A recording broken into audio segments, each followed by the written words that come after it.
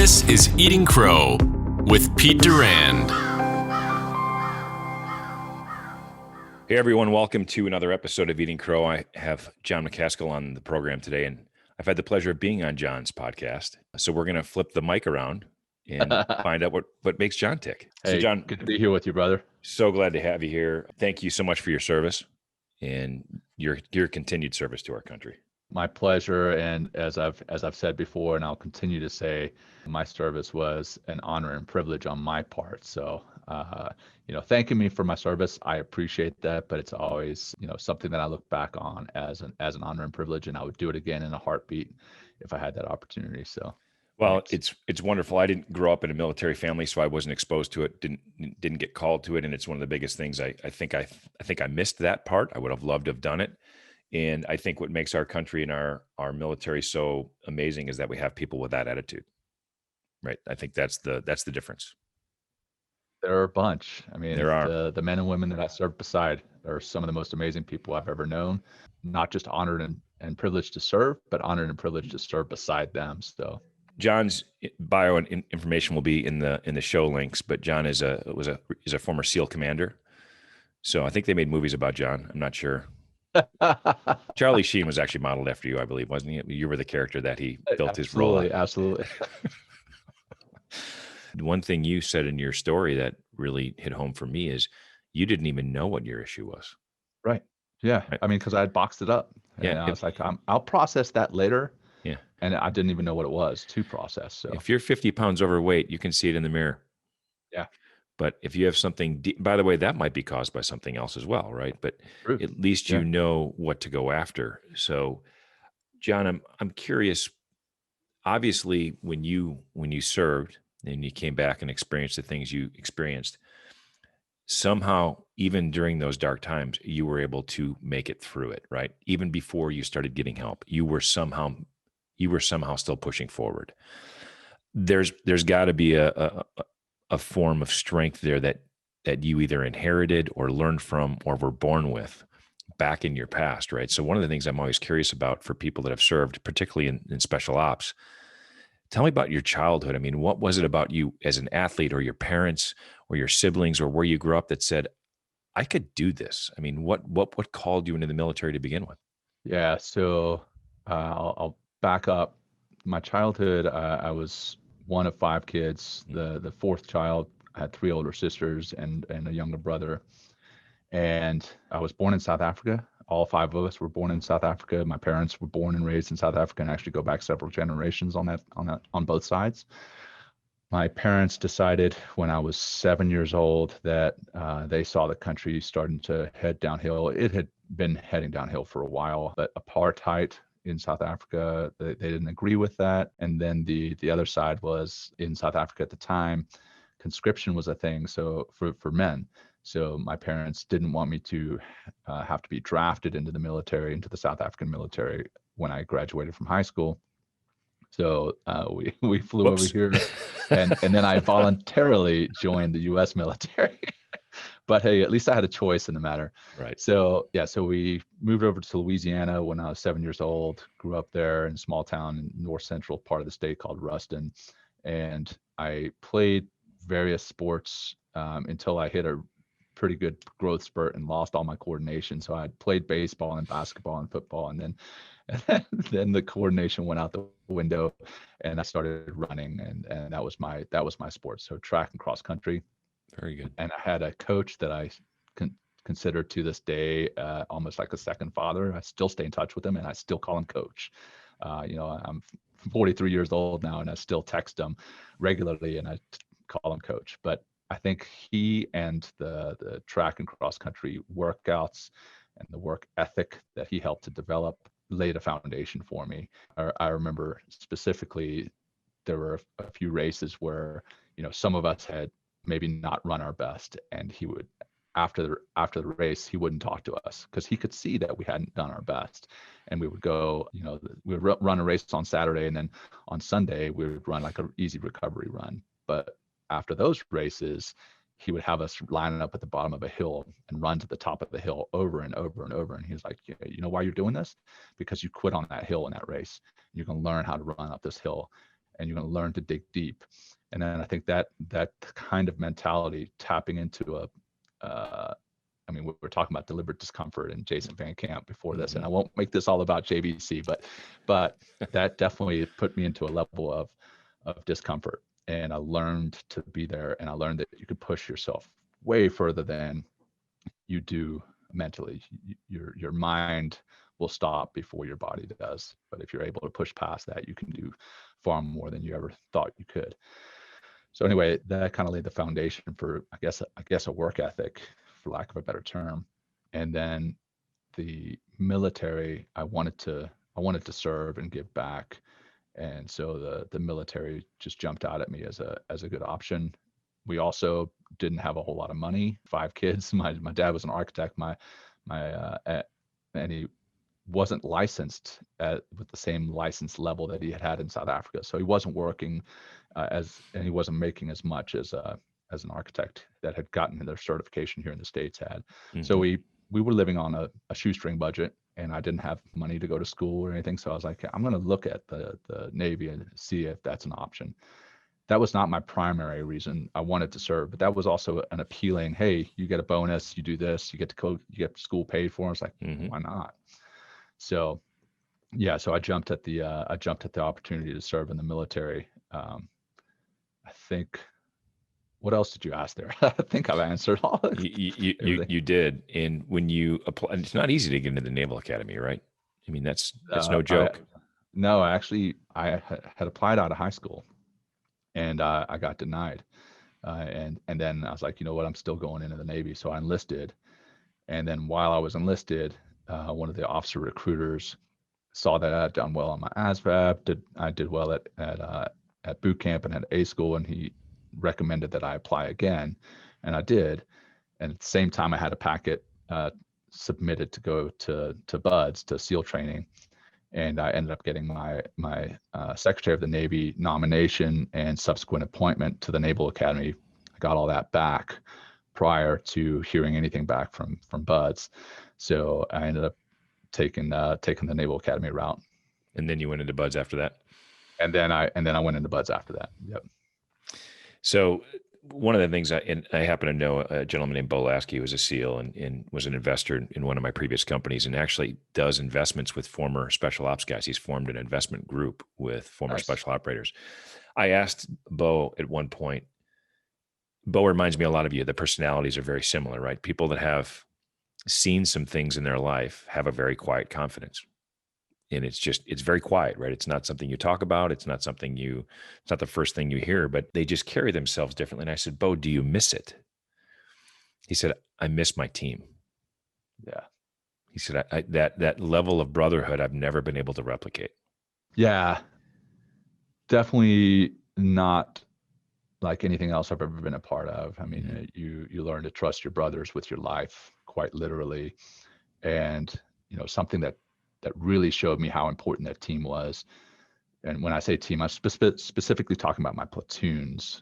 So I did a couple of platoons as a junior officer. And then after that, you kind of work your way up through the ranks, and you work with and for more people. And I say for, because I think as a leader, you're working for those people. Anyhow, as a platoon commander and as a member of a platoon, that brotherhood is, I can't think of anywhere else it was replicated or is replicable. And how that was demonstrated was this summer. So it had been 14 years since I'd seen some of those guys, and a teammate life had gotten to be too much for him, and he took his life this summer. And we all, my old platoon, got together on a Zoom call to celebrate this guy's life. And it was like we hadn't missed a beat. Hadn't seen each other in, again, like 14 or 15 years. And we jumped on there and relived some old memories. We had, one of the guys had what we call a beer log, where, if you screwed up in the platoon, then you buy the platoon a case of beer. And he still had that beer log, and he was like, "Oh yeah, John, you still owe for that." And we kind of gave a couple of good jabs, and it was, like I said, it was like we hadn't missed a beat. And then also the fact that we were able to come together and celebrate a fallen team member and his life. We all took a shot of whiskey in his honor at the end of that Zoom call. But it was was amazing to see that brotherhood come back. And then it was also amazingly cathartic to get together as a team to celebrate that our down teammates' life. That So, was this summer is when I first became aware of you and the work you're doing. And you had made that call out about, I think it was 21 former military people take their lives. And is it, how often is that happening? Every when? So 21 or 22 service members are taking or service members and veterans are taking their lives every day. Every day. And That is an every astonishing day. statistic. It is. And when you adjust for age and gender, and even though I'm a math guy and operation, I still don't quite understand this, but when you adjust for age and gender, it's actually closer to 27 a day. Yeah. Crazy. And your challenge was to name 21 things you're grateful for. That's right. Yeah. So I went through Project Refit. They had a 21-day challenge where for 21 days, you, rather than doing the push-up challenge, which many of us have seen online, which is great, it raises awareness to the veteran suicide epidemic. But after that, I don't think it does a whole lot for the people actually going through the challenge. The Grateful Challenge was for 21 days, you talk about something that you're grateful for, and just the attitude of gratitude, how that can kind of change your mind and how you see things. You see things in a more positive light. And then just like the push-up challenge, you would tag somebody else to do it. And we had a pretty good crew, and I think it's still ongoing. It was, again, Project Refit with James Corbett, who I'd connected with online. They're doing good things with veterans too. So 3 times a week, they do a Zoom call where veterans and service members can jump on and talk about things that they wouldn't talk about in other settings. It's kind of a non-judgment zone, if you will, where they talk about what it is they've seen, what it is they've done, their emotions, how they feel about it. So it's kind of that safe space. It's amazing what they're doing for veterans with Project Refit, and that Grateful Challenge was pretty powerful. Jon, you mentioned in one of your earlier comments that as a leader, you felt like you were serving the people on your platoon, right? And that was your role. Yeah. When I've read a lot of the books, particularly Deliberate Discomfort, you mentioned by Jason, and I know you're an advisor for the Mission 60 team. One of the things that jumped out at me in that book was that servanthood leadership attitude, right? That is your job. Mm-hmm. And you've been in that role, definitely. Right? You were a SEAL commander. So when you think about stepping from the military world into the civilian world, and you think about the other leaders you're around, and now that you're working with Veterans Path, but you also have a side business called Scrum on the Go. So you're an entrepreneur, you're a business leader. Tell me about how you feel the character of a leader in a servant role. Do you see it very often in the civilian world, or is it just different? Describe what you're seeing out there. So, I've got to be honest. My experience in the civilian world is in a nonprofit sector. The majority of it is in the nonprofit sector, and in the nonprofit sector, you have a lot of people with a lot of compassion, and that heart of service. So, I do see a lot of servant leadership in the nonprofit space thus far. I'm certainly not an expert on it, but thus far I've seen a lot of it. That said, I do have a couple of side gigs where I work with corporate teams, and there again, what I do with the corporate teams is I introduce mindfulness meditation to them, the corporate teams and those who work for them. And again, if one of their leaders is bringing me in to teach mindfulness meditation, then they are also in that same mindset where they're servant leaders, where they want to help those who are working for them. So I think my perspective is slightly skewed in a positive way, so that, I want to say that all corporate leaders are servant leaders, but I also know that would be a naive statement. I mean, that would be a naive statement to say about the military as well. That's certainly not the case. But the role, in my eyes, of a leader is to work for those under your charge. You are there to remove obstacles for them, provide time, trust, and top cover for them so that they can get the jobs done.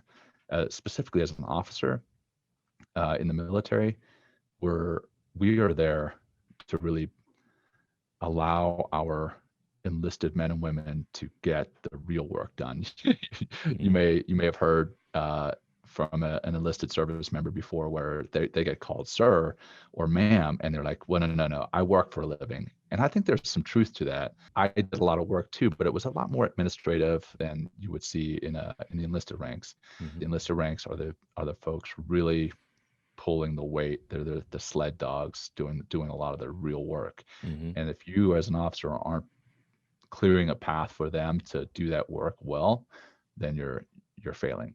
So I think as a servant leader, your job is to provide that time, trust, and top cover for your people. And it has to be done through mutual respect, I believe, as well, right? 100%, Yeah. 100%. Mutual respect and a level of compassion. I would say empathy, but I've talked about the difference between empathy and compassion before, and compassion is basically empathy, but you're wanting to do something about it. So you take your empathy and then do something. Yeah, So I think compassion having is a empathy level of with compassion. action. Yeah, Yeah, exactly. exactly. Mm-hmm. I want to learn more about this Scrum on the go thing you've got working out, because to me, by the way, we talked about you have a master's in operations research and analysis, and I'm still a geeky engineer. And I will admit that I find therapy and calming of my mind when I have my world in order. 100%. Right. 100%. So I see it's an interesting extension of how you're built. Describe first of all, tell people what a Scrum is, and then describe a Scrum on the go. So Scrum is I won't say a project management framework, because I know the true disciples of Scrum will beat me up for using that verbiage, but it's basically a way to. So first off, the word Scrum comes from rugby, where if you're a rugby player, or if not, it's where you get together on the pitch, basically all get in a jumble, and you toss the ball up and you work to move the ball downfield. So that's kind of where the name Scrum comes from. And it was founded by Jeff and JJ Sutherland, and it was kind of founded on the military's OODA loop, OODA. Yes. So observe, orient, decide, and act. And that's a loop. So you're continually doing that. Well, they found that the typical project management framework, PMP, kind of the waterfall method, works in some ways and it doesn't work in others. And what they were finding is that a consumer or a customer was coming to these different organizations and saying, hey, I want this. When can you get it to me? And the project management professionals would get together and say, hey, in 3 years, we'll have you what you want. And then they wouldn't ever meet with the customer again. And then when 3 years later, when the customer's idea of what it was they wanted had changed dramatically, they would come and say, here's that hat that you had ordered. And they're like, well, since we talked last, I really changed the way that I thought about things. And really what I wanted was a bottle. And so the project management team had spent 3 years working together to put something completely wrong, to put something together that was completely wrong. So what Scrum does is you meet with the customer more regularly, and you do so in sprints at the end of sprints. So that might be 1 week, that might be 1 day, it might be 1 month. And every sprint you decide, okay, during the sprint, we're going to focus on this, and you come up with different tasks that you need to get done by the end of that sprint. At the end of that sprint, you have a product to present in some level of iteration to the customer and say, okay, you said you wanted a gray hat. Is this what you wanted? And they're like, no, actually I wanted a gray hat with feathers on top or something. I don't know, I'm just using that because it's right here in front of me. Yeah, then you go put some feathers on it. Yeah, so exactly. So then you'd be like, okay, well, next week we'll come back with feathers. Next week you come back with the hat with feathers on it. And they're like, well, I meant feathers from a crow. Which is appropriate for the Eating Crow podcast. Wow. Instead of eagles. And so then you would go back and change it. But what the Scrum uses is you've got a backlog of items that you want to get accomplished total to get the project done. Then you have a column on a board that has due. Hey, what are you going to do during this specific sprint? Then you move things from the do column into the doing column. So this is what you're focusing on right now. So it keeps you from doing too many different things at one time. which is that's going to tie right back into mindfulness and meditation and kind of de-stressing here in a second. Yeah. And then finally, at the end of the board, you have a done column. So you move everything from do to doing to done, and that shows you what it is you're getting done. And that there's a, you know, psychology behind like tactile, the actual tactile feeling of moving a sticky from one part of the board to the next, much like checking something off in your to-do list. You got to hit a dopamine, ultimately making you more productive, and there's a desire there to get more done. So the Scrum on the Go board basically just takes what was done for teams and at the team level brings that down to the personal level. So you can bring this, it's basically your to-do list, but it's organized in a certain way, and you can take it everywhere with you. It's not on your phone and it's not on your computer. A lot of people are like, well, I can just do that on my phone. I can just do that on my computer. Well, the beauty of it is that it's not on those digital platforms, because when it is, as soon as you open up your to-do list on your computer or your phone, you get distracted by 1,000 notifications. And you suddenly go down a wormhole on your social media, or you go down a wormhole on your email, or whatever the case may be. And before you know it, you've burned up an hour of your day. And at the end of your day, you look at your to-do list and you haven't done stuff on it. Right. And that actually can cause depression when you look at your to-do list and you're like, oh man, I didn't get through those 15 tasks today. That can also literally lead to depression. So the reason that I developed this was, one, to get my mind in order, because like you mentioned, it does, for me, it helps me when I stay on task, it helps me to settle my mind, just like practicing mindfulness and meditation does. And then at the end of the day, when I can see, you know what, I've got the Eating Crow podcast, I did that, got that done. And that's the one thing that I'm focused on right now. And then at the end of the day, I've got, 15 things that I got done, rather than 25 things that I partially got done because I was trying to multitask. That makes me feel better. So that was the idea behind it. Basically just came from, I started working with a buddy to implement Scrum in the Navy with my Navy team, based on a buddy of mine who had implemented it at his EOD team. He was the commander, and he had found extreme levels of productivity increase. And I was like, oh, well, we can implement this at our team. It didn't catch on as well. But then I mentioned it to a buddy. I was like, it'd be great if we could implement this at a personal level. And then we just talked about, we basically implemented Scrum to create the Scrum on the Go board. Okay, well, what does it look like? And we went through multiple iterations, and initially it looked nothing like this. I mean, and I know it looks simple. I don't know if for those who are listening, it's basically just a folding board that you can put in your briefcase, which sounds simple enough, but it's also got a slim piece of steel in the center for magnets. It's a dry erase board. So it's a little bit more than just a folding board, but ideally the idea behind it is to bring Scrum to people who wouldn't have practiced it otherwise, so that they can settle their minds. Because that's really my big push, is so that people can live happier and healthier lives without the distractions, or with fewer distractions. So that's a little bit, I probably talked way too long about that, but no, it's old school, but it's really powerful. And there, like you said, there are some things about the tactile touching and moving of Post-it notes or magnets in from one slot to another. Right. And what people don't realize, when you create a to-do list in Microsoft Outlook, or I use Google Tasks, we're a big Google house, right? So those tasks automatically roll to the next day. I don't touch them. Right. Which means I don't think about them. Now, it's nice because I can drop it in my calendar and I can assign a time and a date to it. But the tactile action, and we use Jira. Jira is a very powerful collaborative. Yep. It's a Kanban or Scrum board. Yep. That's really powerful when you have multiple people reviewing global tasks at a team level. Right. Absolutely. But if you could have your team pull their own individual Scrum board in front of them on their desk, because not only do I have the task for that particular project that we're looking at a Scrum board for, a Kanban board, I've also got to take my kid to the doctor. I've got a softball game on Tuesday. I've got to do these things. Yep. Those all drop into your personal board. Right. And one of the things you mentioned, John, that I think we really need to emphasize with our listeners is the doing slot. Yeah. Yeah. You want to minimize work in progress, WIP, WIP.